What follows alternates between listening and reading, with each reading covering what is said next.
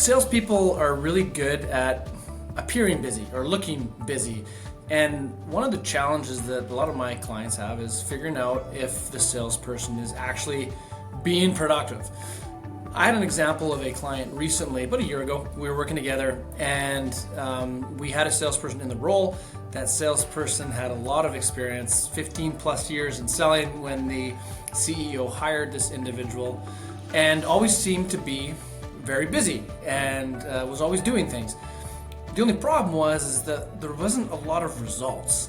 And so every time he went to this salesperson and was talking to them about adding more activities to their week or doing different things to try to generate results, it was always a problem. And the salesperson kept coming back over and over again and saying, I'm too busy. I've got too much going on.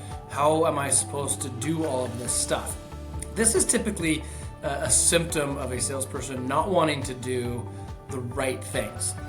The right things in sales, which is often a prospecting activity, are very hard, right? You're making phone calls to people that don't want to hear from you, right? When was the last time a salesperson called you and you were excited to hear from them? It doesn't happen, right? So you're making phone calls to people that don't want to hear from you. So you're getting a lot of rejection and people are hanging up on you. Maybe they're yelling at you.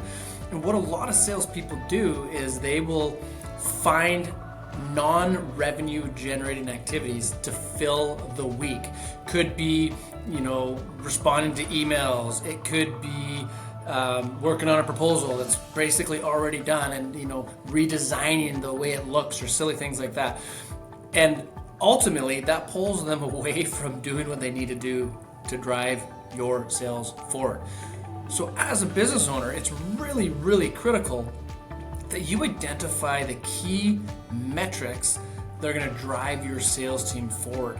And you want to be able to look at a week and visualize what does that week look like outside of what's been sold. What does a good week look like for your salespeople?